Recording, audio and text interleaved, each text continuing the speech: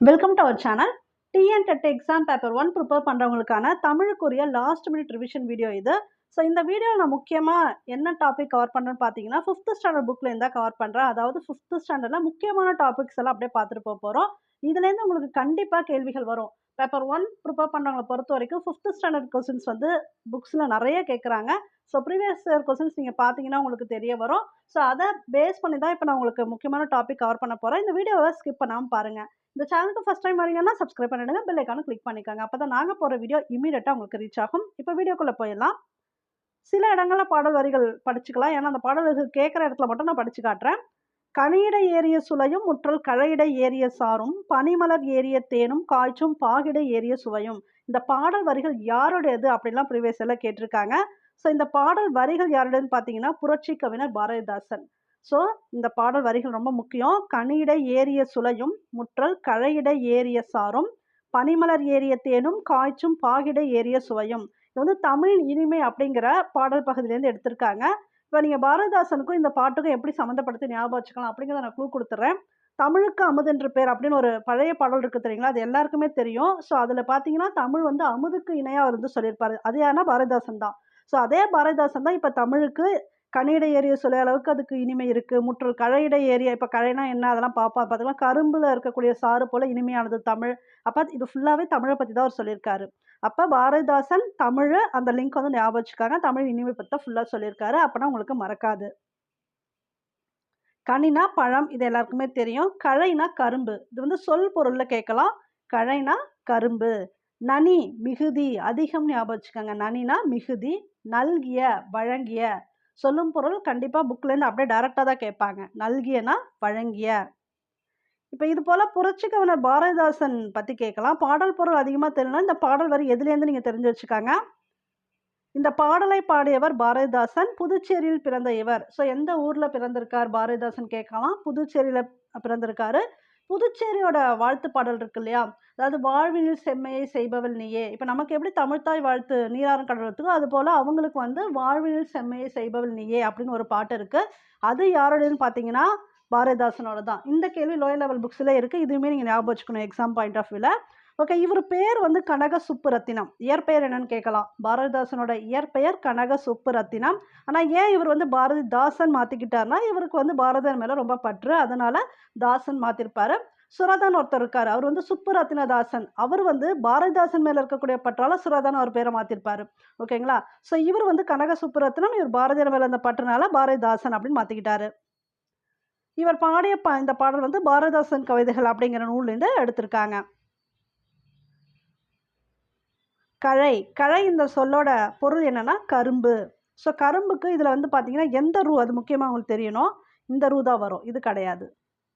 கரும்பு கழை. கனி இடை இந்த சொல்லை வந்து எப்படி பிரிக்கலாம் அப்படின்னா கனி ப்ளஸ் இடை. ஸோ இந்த நீ தான் வரும்.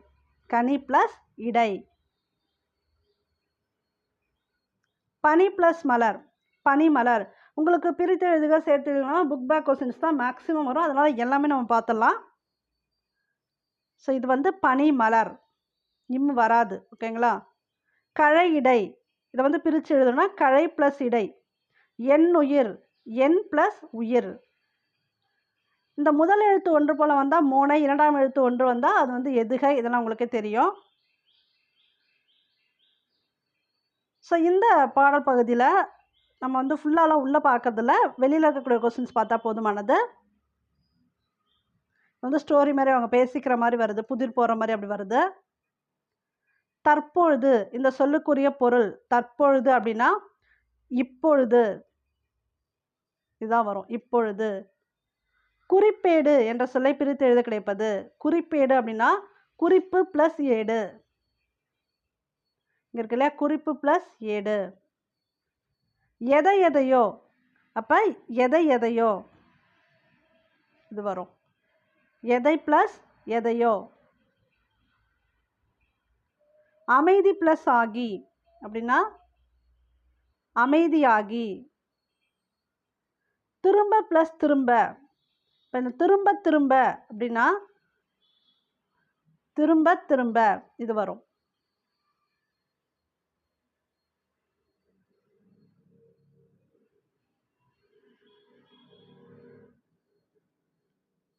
ஸோ அடுத்தது போயிடலாம். என்ன சத்தம் அப்படிங்கிறதுல இதுலையுமே பின்னாடி பார்த்துக்கலாம். உள்ளேருந்து கேள்விகள் அதிகமாக வராது. இந்த கற்கண்டு கொடுத்துருக்காங்க இல்லையா, எல்லா டாப்பிக்லையுமே கற்கண்டு வந்து நீங்கள் தெளிவாக பார்த்துக்கணும். அதுலேருந்து தான் உங்களுக்கு மேக்ஸிமம் கொஸ்டின்ஸ் வந்து கவர் ஆகும். நம் முன்னோர்கள் எப்பொருளை எச்சொல்லால் எவ்வாறு வழங்கினார்களோ அந்த பொருளை அச்சொல்லால் அவ்வாறே வழங்குவது மரபு. மரபுனா என்னன்னு பின்னாடி கொஸ்டின் வரும். அதுக்கு வந்து டெஃபினேஷனே இதுதான். நம்ம முன்னோர்கள் வந்து எந்த பொருளை எச்சொல்லால் எப்படி வழங்கினாங்களோ அதுவே நம்ம ஃபாலோ பண்ணுறோம், அதுதான் மரபு. இப்போ ஒலி மரபு சொற்கள், இது வந்து இதுலேருந்து ஒரு கேள்வி வந்து நிச்சயம் வரலாம். ஒலி மரபு சொற்கள் அப்படின்னா அந்த சவுண்டு, இந்த லீ வந்து சவுண்டுக்குரியது. குரங்கு அலப்பும், குரங்கு எப்போவுமே அலப்பும். ரொம்ப அலப்பறை பண்ணாதான்னு சில பேரை திட்டுவோம். குரங்கு மாதிரி அலப்பறை பண்ணுறேன்னு சொல்லுவோம்ல, அதை ஞாபகம் வச்சுக்கலாம். குரங்கு அலப்பும். யானை பிளிரும். மயில் வந்து அகவும். ஸோ மயில் கத்தும் அப்படிலாம் சொல்லக்கூடாது. மயில் வந்து அகவும். புலி வந்து உருமும். இந்த உரு ஞாபகம் வச்சுக்காங்க. புலி வந்து உருமும். ஆடு தான் கத்தும். யூஸ்வலாக நம்ம எல்லாத்துக்குமே கத்துதுன்னு சொல்லுவோம் இல்லையா, ஆடுக்கு தான் நம்ம சொல்லணும். ஆடு கத்தும். இதுவே வந்து பசு கேட்டாங்கன்னா இதில் கொடுக்கல, நான் சொல்கிறேன். பசு வந்து கதறும். பசு கத்தாது, பசு கதறும். நாய் குரைக்கும். குயில் கூவும். இது குக்கு ஞாபகம் வச்சுக்கலாம், ஈஸி தான். ஆந்தை அலரும். இதுமாரி ஞாபகம் வச்சுக்கோங்க. அந்த சவுண்ட் ஞாபகம் வச்சுக்காங்க. அலரும் ஆந்தை. பாம்பு வந்து சீரும். சிங்கம் வந்து முழங்கும். சிங்கம் வந்து முழங்கும், கர்ஜிக்கும்னு சொல்லலாம். அப்போ வந்து காட்டுக்கே சிங்கம் வந்து ராஜா இல்லையா, அதனால அது கர்ஜிக்கும் முழங்கும் அப்படின்னு ஞாபகம் வச்சுக்காங்க. அடுத்து இளமை பெயருக்குரிய மரபு சொற்கள். ஆடுக்கு வந்து என்ன சொல்லணும், ஆட்டுக்குட்டி தான் சொல்லணும். அதோட இளமை பெயர் குட்டி, ஆட்டுக்குட்டி. கோழி குஞ்சு. குதிரை குட்டி, குதிரை குரங்கு, இது எல்லாத்துக்குமே குட்டி தான். ஆடு, குதிரை, குரங்கு, இது மூணுத்துக்குமே பார்த்தீங்கன்னா குட்டி தான் வரும். மான் வந்து மான் குட்டி சொல்லக்கூடாது. நம்ம வந்து பாட்டெல்லாம் அப்படி மான் குட்டி அப்படிலாம் சொல்கிறோம்ல, அப்படி இல்லை. மான் வந்து கன்று தான். மான், பசு, யானை, இது மூணுத்துக்குமே பார்த்தீங்கன்னா கன்று தான் வரும். மான் கன்று, பசுக்கு கன்று, யானைக்கு கன்று தான். சிங்கத்துக்கு வந்து குருளை சொல்லணும், சிங்கக்குருளை. புலிக்கு வந்து பரல் சொல்லணும். இந்த சிங்கமும் புலியும் அடிக்கடி கேட்பாங்க. சிங்கத்துக்கு குருளை ஞாபகம் வச்சுக்காங்க, புலிக்கு பரல் ஞாபகம் வச்சுக்காங்க. கீரிக்கும் அணிக்கும் ஒன்றா, கீரி பிள்ளை, அணிற்பிள்ளை. கிட்டத்தட்ட இடத்துக்கு அந்த ஸ்ட்ரக்சரை நீங்கள் ஞாபகம் வச்சுக்கலாம். கீரி பிள்ளை, அணிற்பிள்ளை, பிள்ளைன்னு சொல்லணும். வினை மரபு சொற்கள். அம்பு, அம்பு வந்து எய்தார். இது வந்து அதிகமாக உங்களுக்கு குழப்பம் வராது, இது அதிகமாக கேட்கறது கிடையாது. பட் மற்றெல்லாம் தெரிஞ்சுக்காங்க. ஆடை வந்து நெய்தார் தான் வரணும். ஆடை நெய்பவர் தான் சொல்லுவோம். அப்போ ஆடை நெய்தார். பூ பறித்தால், இப்போ ஹை லெவலில் பார்த்தீங்கன்னா பூ கொய்தால் கூட வரும். பட் இதில் வந்து பூ பறித்தாலே கொடுத்துருக்காங்க. ஓகே, பூ பறித்தால். மாத்திரை விழுங்கினான். இப்போ மாத்திரை சாப்பிட்டா அப்படிலாம் சொல்லக்கூடாது, விழுங்கிறது. மாத்திரை வந்து விழுங்கணும். நீர் குடித்தான்.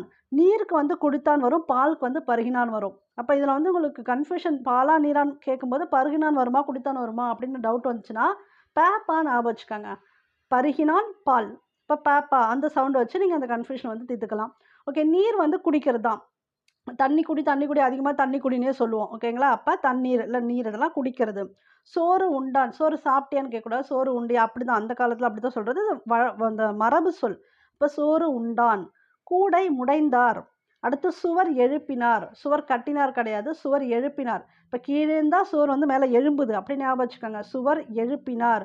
முறுக்குன்னா நல்லா கடிச்சு திங்கணும். அப்போ தின்றால் இல்லை தின்றான் வரும். முறுக்கு தின்றால் இல்லை தின்றான்.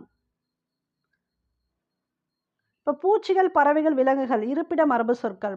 கரையானுக்கு புற்று, கரையான் புத்து நம்ம பேச்சு வழக்கம் சொல்கிறோம், புற்று. ஓகேங்களா. அடுத்து மாட்டு தொழுவம், இது கன்ஃபியூஷன் இல்லை. கோழி வந்து பண்ணை தான், கோழி பண்ணை. சிலந்தி வந்து வலை, இந்த லை பார்த்துக்கங்க.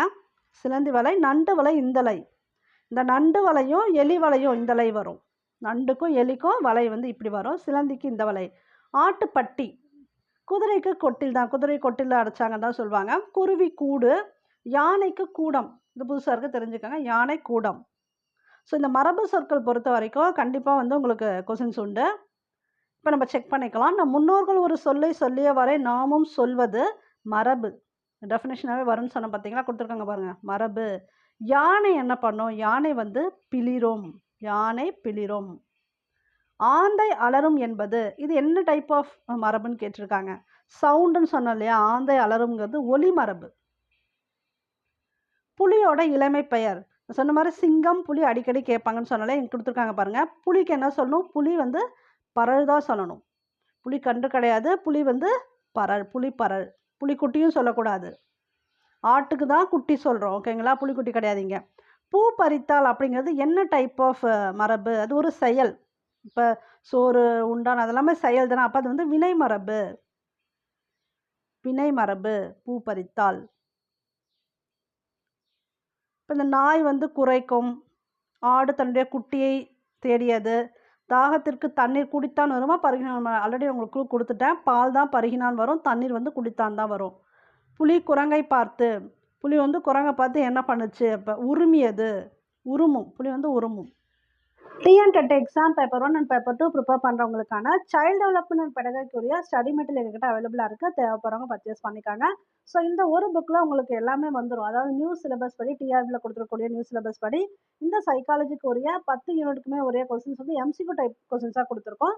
ப்ரீவியஸ் இயரில் எப்படிலாம் கொஸ்டின்ஸ் கேட்டிருக்காங்களோ அதை பொறுத்து தான் உங்களுக்கு நாங்கள் கொஸ்டின்ஸ் கொடுத்துருக்கோம். இது மட்டும் இல்லாமல் இந்த மெட்டீரியல் கூடவே இன்னும் கொஞ்சம் அட்டாச் பண்ணியிருக்கோம். அதாவது என்னென்ன கொடுத்துருக்கோன்னு பார்த்தீங்கன்னா, பேப்பர் 2க்கு உரிய psychology questions, Tamil language questions, English language questions. இது 3மே எந்த இயர்லேருந்து கொடுத்துருக்கோன்னு பார்த்தீங்கன்னா 2012லேருந்து 2012 டு 2025 வரைக்கும். இப்போ ரீசெண்டாக நடந்தது இல்லையா, அந்த எக்ஸாம் வரைக்கும் வித் ஃபைனல் கியோட கொடுத்துருக்கோம் இந்த 3 சப்ஜெக்ட்டுக்குமே. அதாவது சைக்காலஜி, தமிழ் லாங்குவேஜ், இங்கிலீஷ் லாங்குவேஜுக்கு பேப்பர் 2க்கு உரிய ப்ரீவியஸ் இயர் கொஸ்டின்ஸு எல்லாமே வித் ஃபைனல் கியோட கொடுத்துருக்கோம். எல்லாமே சேர்த்து உங்களுக்கு கிட்டத்தட்ட பேஜஸ் பார்த்தீங்கன்னா ஒரு 600 பேஜஸ் வரும். ஸோ இந்த மெட்டீரியல் உங்களுக்கு வேணும் அப்படின்னா இந்த நம்பரை காண்டாக்ட் பண்ணி பர்ச்சேஸ் பண்ணிக்கோங்க. கண்டிப்பாக யூஸ்ஃபுல்லாக இருக்கும். ப்ரீவியஸ் இயர் கொஸ்டின் அனாலிசிஸ் பண்ணி படிங்க.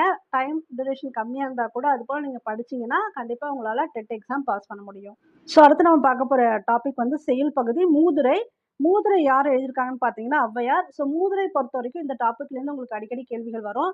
ப்ரீவியஸ் இயர் கொஸ்டினே நீங்கள் பேப்பர் 1ல பார்த்தீங்கன்னா மூதுரை சம்மந்தமாக நிறைய கேள்விகள் வந்திருக்கு. இப்போ லாஸ்ட்டாக நடந்த 2025லுமே இதை பற்றி கேள்விகள் கேட்டிருக்காங்க. ஸோ அதனால் இந்த டாபிக் ரொம்ப தெளிவாக பார்த்துக்கலாம். அடக்கம் உடையார் அறிவிலர் என்றெண்ணி கடக்க கருதவும் வேண்டா, மடைத்தலையில் ஓடுமீன் ஓட உருமீன் வருமளவும் வாடி இருக்குமாம் கொக்கு. இது யாருடைய பாடல் வரிகள்னு கேட்கலாம். ஔவையாரோட பாடல் வரிகள். இதோட மீனிங் நீங்கள் தெளிவாக புரிஞ்சுக்கிட்டீங்கன்னா கண்டிப்பாக மறக்க மாட்டீங்க. உங்களுக்கு நான் ஈஸியாக க்ளூவும் கொடுத்துட்றேன். பாடலோட பொருள் என்ன அப்படிங்கிறத ஃபர்ஸ்ட் பார்த்தலாம். இப்போ மடையில் வந்து நீர் ஓடிக்கிட்டே இருக்கும். அப்போ என்னன்னா சிறுமீன்கள்லாம் நிறைய ஓடிக்கிட்டே இருக்கும். ஆனால் கொக்கு வந்து என்ன பண்ணும், அதுக்கு தேவையான அந்த பெரிய மீன் வர வரைக்குமே வெயிட் பண்ணும். அசைவில்லாமல் அப்படியே வெயிட் பண்ணிட்டே இருக்கும். ஸோ அது போல தான் சில பேர் வந்து காலம் வர வரைக்குமே வெயிட் பண்ணிட்டு இருப்பாங்க. அவங்கள வந்து நம்ம அறிவில்லாதவர் அப்படின்னு சொல்லக்கூடாது. இது எல்லாமே நீதி கதைகள் மாதிரி தான் வரும். ஔவையார் எழுதுகிற பாடல் எல்லாமே நீதிக்குரிய பொருளுக்குரியதாக வரும். ஸோ இந்த பாடலுக்கு பொருள் இதுதான். ஔவையார் பொறுத்த வரைக்கும் ரொம்ப ஒரு மூத்த புலவர் அப்படிதான் சொல்லணும் நம்ம அவங்கள. ஸோ அதனால நீங்க அதை ஞாபகம் வச்சுக்கலாம். இப்போ ஔவையார் இந்த மூதுரை எழுதுனது யாருன்னு கேட்கலாம். அதனால தான் இந்த குழுவை நான் தரேன். இவங்க வந்து மூத்த புலவர். இப்போ அதியமான் வந்து ஔவையாருக்கு நெல்லிக்கனிலாம் கொடுத்துருப்பாங்க. அந்த ஸ்டோரிலாம் பார்த்துருப்போம். இதுவுமே அடிக்கடி கேட்பாங்க. அதுவும் ஞாபகம் வச்சுக்காங்க. ஸோ மூத்த புலவர், பெண்பால் புலவர் அப்படிங்கிறதுனால நீங்க அதை மூதுரை ஔவையார் ஞாபகம் வச்சுக்கலாம். நீதி கதைகள் தான் அதிகமாக சொல்றாங்க. அப்போ இந்த மீனை பற்றி அதிகமாக சொல்லியிருக்கிறது இந்த லைன் வந்து ஔவையாருக்குரியது, இந்த பெரியவங்களுக்கு உரியது அப்படிங்கிறத நீங்கள் ஞாபகம் வச்சுக்கலாம். இதுவே ஒரு குறள்லையும் கொடுத்துருப்பாரு. திருவள்ளுவரும் சிமிலராக இதே பாயிண்டே கொடுத்துருப்பாரு. என்னன்னா கொக்கக்க கூம்பும் பருவத்து மற்றதன் குத்தக்க சீர்த்த இடத்த அப்படிங்கிற திருக்குறள்லையும் இதே மீனிங் தான் வரும். ஆனால் அது வந்து திருக்குறள் திருவள்ளுவரோடது. இது வந்து மூதுரையில் ஔவையார் சொன்ன பாயிண்ட்டை 2 பேரும் ஒரே பாயிண்ட் தான் சொல்லியிருக்காங்க. அது குழப்பிக்க வேணாம். பட் இது யாரோடதுன்னு கேட்டால் ஔவையாரோடது. அது பார்த்துக்காங்க. இப்போ வந்து சொல் பொருள் பார்த்தலாம். அடக்கம், அடக்கம்னா பணிவு. அறிவிலர், அறிவிலர் அப்படின்னா அறிவு இல்லாதவர். அறிவு இலர், அதை நீங்கள் அப்படி பிரிச்சுக்கோங்க. அறிவு இல்லாதவர். கடக்க, வெல்ல. கருதவும், நம்ம கருதுறோம் அப்படின்னா நினைக்கிறோம் அப்படிங்கிறது தான், நினைக்கவும். மடைத்தலை அப்படிங்கிறது என்னன்னா நீர் வந்து பாயக்கூடிய வழி, அந்த வாய்க்கால் அப்படி சொல்கிறோம் இல்லையா, அதுதான் மடைத்தலை. இந்த மடை திருப்பு அதெல்லாம் சொல்லுவாங்கல்ல, அதை நீங்கள் ஞாபகம் வச்சுக்கலாம். சப்போஸ் இது வந்து சொல் பொருளில் கேட்டால் மடைத்தலைனா என்னென்னா நீர் பாயும் வழி. உருமீன், உருமீன்னா பெரிய மீன். ஏன்னா பெரிய மீன் வர வரைக்கும் தான் வெயிட் பண்ணுது. அந்த பாட்டில் உருமீன் வருது. இந்த பாட்டும் ஒரு ரிதமையாக இருக்கிறதுனால நீங்கள் வந்து கொஞ்சம் கண்டிப்பாக ஞாபகம் வச்சுக்கலாம். இது யாருடைய பாடல்கள்னு கேட்டால் தாராளமாக ஔவையார்னு டக்குன்னு எழுதிடலாம். இப்போ ஆசிரியர் குறிப்பு பார்க்கலாம். ஔவையார் பற்றி ஆசிரியர் குறிப்பு கண்டிப்பாக கேட்பாங்க. இந்த பாடலை இயற்றியவர் ஔவையார். இவர் என்னென்னலாம் எழுதியிருக்காங்க, இந்த பல நீதி நூல்கள் எழுதியிருக்காங்க. இதில் மூதுரை ஒன்று. இப்போ நம்ம பார்த்த செயல் பகுதி மூதுரை அவங்களோட தான். அடுத்து ஆத்திசூடி, கொன்றை வேந்தன், நல்வழி. ஆத்திசூடி, கொன்றை வேந்தன், நல்வழி இதெல்லாமே ஔவையாரோட தான். இதெல்லாம் கொடுத்துட்டு இதெல்லாம் யாரோட இதுன்னு கேட்கலாம். அப்புறம் பட்டறிவினால் உணர்ந்த உண்மையினை உரைப்பது மூதுரை. இந்த நூலுக்கு வாக்குண்டாம் என்ற மற்றொரு பெயரும் உண்டு. இந்த கேள்வி தான் கேட்டிருந்தாங்க. அதாவது இந்த நூலுக்கு வாக்குண்டாம். அப்போ எந்த நூலுக்கு வாக்குண்டாம் அப்படிங்கிற பெயர் இருக்குன்னு கேட்கலாம். எதுக்குன்னு பார்த்தீங்கன்னா மூதுரைக்கு. இப்போ நீங்கள் சொல்லலாம், இப்போ ஔவையார் வந்து மூத்தவர்னு சொல்லியிருக்கோம், பெரியவங்கன்னு சொல்லியிருக்கோம். இப்போ பெரியவரோட வாக்கு வந்து பொய்க்காது. அவங்க சொல்ற நீதி கதைகள் பொய்க்காது. அப்படி நீங்க ஞாபகம் வச்சுக்கங்க. இங்க பெரியவங்க, முதுமையானவங்க நம்ம யார சொல்றோம்? ஔவையார். அவங்களோட வாக்கு பொய்க்காது அப்படின்னு ஞாபகம் வச்சுக்கலாம். ஸோ இது வந்து நீதி கருத்துக்கள் பத்தி சொல்லியிருக்காங்க. என்றெண்ணி இதை அப்படியே பிரிக்கலாம். என்று பிளஸ் எண்ணி, மடை பிளஸ் தலை, இத்து வரும். மடைத்தலை, இந்த இடத்துல இத்து உண்டு. மடைத்தலை, அதான் அந்த வாய்க்கால் நீர் போகிற வழின்னு சொன்னாலே அதுதான். வரும் பிளஸ் அளவும், வரும் அளவும், இதுதான். அறிவிலர் என்பதன் எதிர்சொல் கேட்டிருக்காங்க. ஸோ நம்ம டைரெக்டாக அறிவிலர்னா அறிவில்லாதவர் அப்படி சொல்லக்கூடாது. எதிர்சொல்னு கேட்டதுனால அறிவுடையவர். அறிவிலர்னா மீனிங் தான் அறிவில்லாதவர். ஆனால் இதுக்கு எதிர்சொல் என்னது? அறிவுடையவர். இதான் இதற்குரிய விடை. எண்ணுதல் இந்த சொல்லுக்குரிய பொருள் நினைத்தல். எண்ணுதல்னா நினைத்தல். எதுகை மோனை கேட்டிருக்காங்க, அது உங்களுக்கு முன்னாடி தெரியும். பொறுத்துக. பொறுத்துக்கெல்லாம் பார்த்தீங்கன்னா உங்களுக்கு டைரெக்டாகவே புக்கில் இது ஏதாவது ஒரு மேட்ச் கொடுத்துருவாங்க. அதனால் இதே கூட வரலாம். அப்படியே பார்த்துக்கலாம். உருமீன், உருமீன்னா பெரிய மீன், உருனா பெரிய. கருதவும் ஏற்கனவே பார்த்தோம். நினைக்கவும், கருதுறதுனா நினைக்கிறது. அறிவிலர் டைரக்ட் மீனிங் பொறுத்துக்கல, அப்போ அறிவு இல்லாதவர். மடைத்தலை நீர்ப்பாயும் வழி. அடக்கம்னா பணிவு. அடக்கம்னா என்னன்னு இப்போ ரீசெண்டாக கேட்டிருந்தாங்க, மேட்ச்சில் கொடுத்துருந்தாங்க. அடக்கம்னா பணிவு. உரைநடை இருக்கு. கேடில் விழு செல்வம் கல்வி, இது யாரோட இதுன்னு கேட்கலாம். திருவள்ளுவரோடது. கல்வி கற்காதவர் களநிலத்திற்கு ஒப்பாவார், இது யார் சொல்லியிருக்காங்கன்னு கேட்கலாம். பாரதிதாசன். கல்வி கற்காதவர் களநிலத்திற்கு ஒப்பாவார் அப்படின்னு சொன்னது யாருன்னா பாரதிதாசன். பொருளாருக்கு இவ்வுலகம் இல்லை அப்படின்னு சொன்னது திருவள்ளுவர்.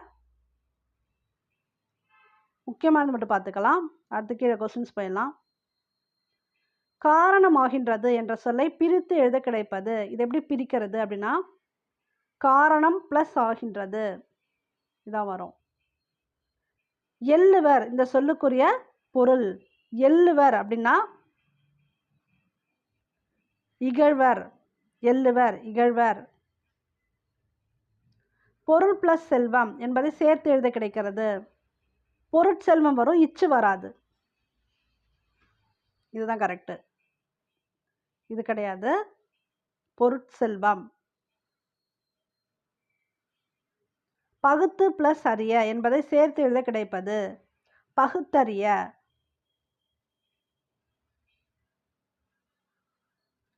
பழமை பிளஸ் மொழி, இது எப்படி சேர்த்து எழுதுறதுன்னு பார்த்தீங்கன்னா பழமொழி, அவ்வளோதான். மை போயிடும், ழை வந்து ழாயிடும். பழமொழி.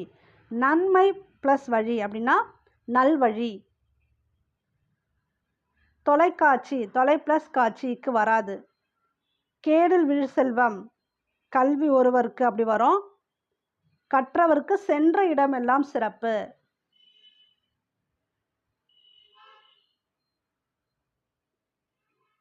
ஸோ அடுத்தது பின்னாடி பார்த்தலாம் என்ன இருக்குன்னு. இது வந்து ஒரு லெசனாக கொடுத்துருக்காங்க. இதில் பேக்கில் இருக்க கொஸ்டின்ஸ் பார்த்துட்டா போதும்.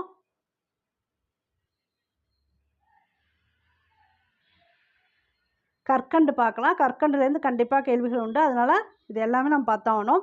அதெல்லாமே இப்போ வந்து டெஃபினேஷனு பார்த்துக்காங்க. இப்போ இலக்கணம் பொறுத்த வரைக்கும் நீங்கள் அதுக்கு இலக்கணம் குறிப்பினா டேரெக்டாக எழுதிடலாம். ஆனால் அவங்க கேட்குறதே எப்படி கேட்குறாங்கன்னா டெஃபினேஷன் கேட்குறாங்க. டெஃபினேஷன் கொடுத்துட்டு இது டேஷ் அப்படிங்கிற மாதிரி கொடுத்துட்றாங்க. அப்போ நீங்கள் திடீர்னு கன்ஃபியூஷன் இருக்க மாதிரி இருக்கும். அதனால் புரிஞ்சுக்கிட்டு படிச்சுக்கோங்க. இலக்கணம் ஒன்றன் பெயரை குறிக்கும் சொல் பெயர் சொல். ஏதாவது ஒரு பெயரை குறித்தா அது பெயர் சொல், அவ்வளோதான். சாந்தி, வகுப்பறை, சித்திரை, கண், கதிரவன், சந்திரன் இதெல்லாம் பெயர். அப்போ இது பெயரை குறிக்குது, பெயர் சொல், அவ்வளோதான். ஒரு செயலை குறிக்கும் சொல் வினை சொல். ஒரு வினை, ஏதோ ஒரு வினை செயல். ஓடினான், விழுந்தது, எழுதினால், படித்தால், இதெல்லாமே வந்து என்னது ஆடினால், எல்லாம் ஒரு வினை, ஒரு செயல்.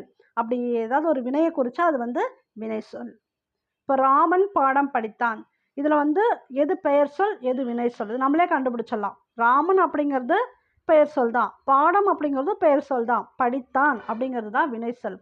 இந்த செகண்ட் இது பார்த்துக்கோங்க. இதுவே கேட்டிருந்தாங்க, டைரெக்டாகவே கொடுத்து இதில் எது வந்து வினை சொல் அப்படி கேட்டிருந்தாங்க. மாடு புல் மேய்ந்தது, மாடுங்கிறது பெயர் சொல், புல்லுங்கிறது பெயர் சொல், மேய்ந்தது இதுதான் வந்து வினை சொல். இது போல் கேட்கலாம். உங்களுக்கு சென்டென்ஸ் கொடுத்துட்டு இதில் எது வினை சொல்னு கேட்கலாம். இப்போ மேய்ந்ததுங்கிறதா வினை சொல், ஏன்னா அது ஒரு செயலை குறிக்கிறது. நெக்ஸ்ட் மூவிட பெயர்கள் பார்க்கலாம். மூவிட பெயர்கள் பொறுத்த வரைக்கும் இப்போ கொஸ்டின்ஸ் வந்து எப்படின்னா டெஃபினேஷன்லேயே கேட்டுருவாங்க. ஏன்னா நீங்க வந்து எக்ஸாம்பிள் நம்ம எழுதிடலாம். ஆனா அந்த டெஃபினிஷன் தெளிவா பார்த்துக்கணும். அதாவது இப்ப பாருங்க, நான் பாடுகிறேன், நாங்கள் விளையாடுகிறோம், நாம் நாடகம் நடிக்கலாம். இதுல வந்து இதெல்லாம் எத குறிக்குதுன்னு பார்த்தீங்கன்னா, தன்னை குறிப்பது. இதெல்லாம் தன்மை. அப்ப உங்களுக்கு டெஃபினிஷன் எப்படி கேட்கலாம்? பேசுபவரை அல்லது தன்னை குறிப்பது டேஷ் எனப்படும். தன்னை குறிப்பது தன்மை. அவ்வளோதான். இப்ப நான் பாடுறேன்னா, நான் என்ன பத்தி பேசுறேன். தன்னை பத்தி பேசுறேன். அதுதான் தன்மை. நான் பாடுகிறேன். நாங்கள்னா, அது என்ன சார்ந்தது. இப்ப நாங்க ஒரு குரூப்பா இருக்கோம். நாங்க விளையாடுறோம்னா, அப்ப என்னை சார்ந்தது. தன்னை சார்ந்ததுன்னு ஞாபகம் வச்சுக்கோங்க. நாம் நாடகம் நடிக்கலாம். இப்ப நான், நாங்கள், நாம் இதெல்லாம் எத குறிக்குது? தன்மை. பேசுறவங்கள குறிக்கிறது. தன்னை குறிப்பது தன்மை. அடுத்து நீ எங்கே செல்கிறாய்? நீ அழகாக வரைகிறாய். நீ என்னுடன் விளையாட வருவாயா? நீங்கள் எங்கிருந்து வருகிறீர்கள்? இப்ப நீன்னு யார சொல்லுவோம்? முன்னாடி யார் நிக்கிறாங்களோ அவங்கள்ட்ட தான் நம்ம கேட்போம். அப்ப அந்த முன்னாடி இருக்காங்க இல்லையா? முன்னால் இருந்து கேட்பவரை யாரை குறித்து பேசுகிறோமோ, அவரை நேரடியாக விளிப்பதை குறிப்பது முன்னிலை எனப்படும். நம்ம 2 பேர் பேசிட்டு இருக்கோம்னா, நமக்கு முன்னாடி இருக்கவங்கள நீன்னு தான் நம்ம பேசுவோம். அப்ப முன்னிலை, அந்த முன்னாடி இருக்கிறது முன்னிலை. அத ஞாபகம் வச்சுக்கலாம். தன்னை பத்தி பேசினா தன்மை, முன்னாடி இருக்கவங்கள்ட்ட பேசுறது, விளிப்பதுன்னா பேசுவது தான் வச்சுக்கோங்களேன். முன்னிலை எனப்படும். இப்ப நீங்கள் இதெல்லாம் வந்துச்சு. நீ, வீர் இதெல்லாம் வந்தாலே என்னன்னு பார்த்தீங்கன்னா முன்னிலை. அடுத்தது இவன், அவன் என் நண்பன். இது ஓடுகிறது, இல்லன்னா அது ஓடுகிறது. இவர்கள், அவர்கள் ஓடுகிறார்கள். இவள் என் தோழி, இல்ல அவள், இவர், அவர், இவை, அவை இப்படிலாம் வந்துச்சு அப்படின்னா, அது யார குறிக்குதுன்னு பார்த்தீங்கன்னா படர்க்கை. அது ஸ்பெசிஃபிக்கா இப்ப இந்த டெஃபினேஷன பார்த்துக்கலாம். பேசுபவர், கேட்பவர் அன்றி மற்றவர்களை குறிப்பது படர்க்கை எனப்படும். அப்ப இப்படிதான் உங்க டெஃபினேஷன் கேட்பாங்க. பேசுபவர், கேட்பவர் அன்றி மற்றவர்களை குறிப்பது டேஷ் எனப்படும். அப்ப படர்க்கை. வேற யாரையோ ஒருத்தவங்கள பத்தி நம்ம பேசுறோம். அதுதான் படர்க்கை. அவளோ, அவனோ, அதுவோ, இதுவோ எது வேணா இருக்கலாம். ஆனா அந்த 2 பேரை சார்ந்தது கிடையாது. அது மற்றவர்கள். அப்ப அதுதான் படர்க்கை. இப்ப இங்க குடுத்துருக்காங்க பாருங்க. தன்மையில எதெல்லாம் வரும்? நான், நாம், நாங்கள் இதெல்லாம் தன்மையில வரும். முன்னிலை முன்னாடி இருக்கவங்க. நீ, நீங்கள், நீவிர் இதெல்லாம் பார்த்தீங்கன்னா முன்னிலையில வரும். படர்க்கையில அவன், அவள், அவர், அவர்கள், அது, அவை, அப்புறம் இவை, இவர்கள், இது, இவள், இவன் எல்லாமே பார்த்தீங்கன்னா படர்க்கை.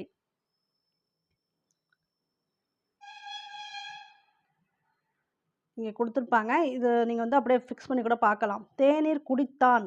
யார் தேநீர் குடித்தான்? அவன் தேநீர் குடித்தான். வந்திருக்கு. அத வச்சு சொல்லலாம். அவன் தேநீர் குடித்தான். திருவிழாவுக்கு சென்றோம்னு வந்திருக்கு. அப்ப நாங்கள் திருவிழாவுக்கு சென்றோம். அதான் வரும். எங்கு சென்றாய்? ஒருமையில கேட்குறாங்க. அப்ப நீ எங்கு சென்றாய்? கவிதை எழுதினேன். நான் கவிதை எழுதினேன். வானில் பறந்தன. அவை வானில் பறந்தன. ஸோ அடுத்த பகுதி பார்க்கலாம். பாடல். இது வந்து கடல் பத்திய பாடல் யார் பாடியிருப்பாங்கன்னு பார்த்தீங்கன்னா, கவிமணி தேசிக விநாயகம். ஸோ அவங்களோட தான் இது. இந்த பாடல் வரிகள் யார் இதுன்ற ரொம்ப கேட்கறதில்ல. பட் ஜென்ரலா நீங்க பார்த்துக்கங்க. "எல்லை அறியாய் பெருங்கடலே நீதான் இரவும் உறங்காயோ" கடல் கடல்னு வரும்.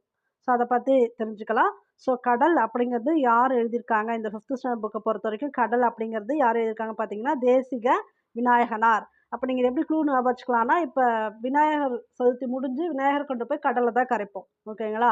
அப்ப கடல் சம்பந்தமா பாடல் பகுதி குடுத்துட்டு, இது யாருடையதுன்னு கேட்டா விநாயகர். கவிமணி தேசிக விநாயகனார் அப்படிங்கிறத ஞாபகம் வச்சுக்கங்க. கடலை குறிக்கும் வேறு பெயர்கள். இந்த எல்லா பெயரும் ஞாபகம் வச்சுக்கங்க. இதெல்லாம் கொடுத்துட்டு குறிக்காத பெயர் எதுன்னு கேட்டுருவாங்க. எதுல ஆழினா தெரியும். ஆழினா கடல் தான். புணரி அப்படின்னாலும் கடல் தான். பவ்வம், சமுத்திரம், பெருநீர், சாகரம், விரிநீர், முன்னீர். முன்னீர்லாம் வந்து ஹையர் லெவல் ஸ்டடி புக்ல குடுத்துருப்பாங்க. முன்னீர்னா கடல் தான். இப்ப இது எல்லாமே கடல்.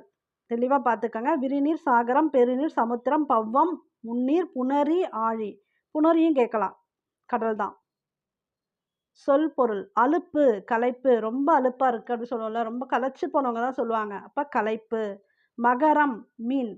இந்த ராசியிலே வரும் இல்லையா? அத ஞாபகம் வச்சுக்கலாம். மகர ராசி நேயர்கள் சொல்லுவாங்க. அந்த மீன் அந்த சிம்பாலிக் ஞாபகம் வச்சுக்கலாம். மகரம், மீன். மகிமை, பெருமை. இவங்களோட மகிமையே தெரியல அப்படிலாம் சொல்றோம் இல்லையா? அவங்களோட பெருமை பத்தி தெரியல அப்படிதான். மகிமைனா பெருமை. புரவி, குதிரை. இது கொஞ்சம் வித்தியாசமா இருக்கு. இது நீங்க ஞாபகம் வச்சுக்கணும். புரவினா குதிரை. திரைகள், அலைகள்.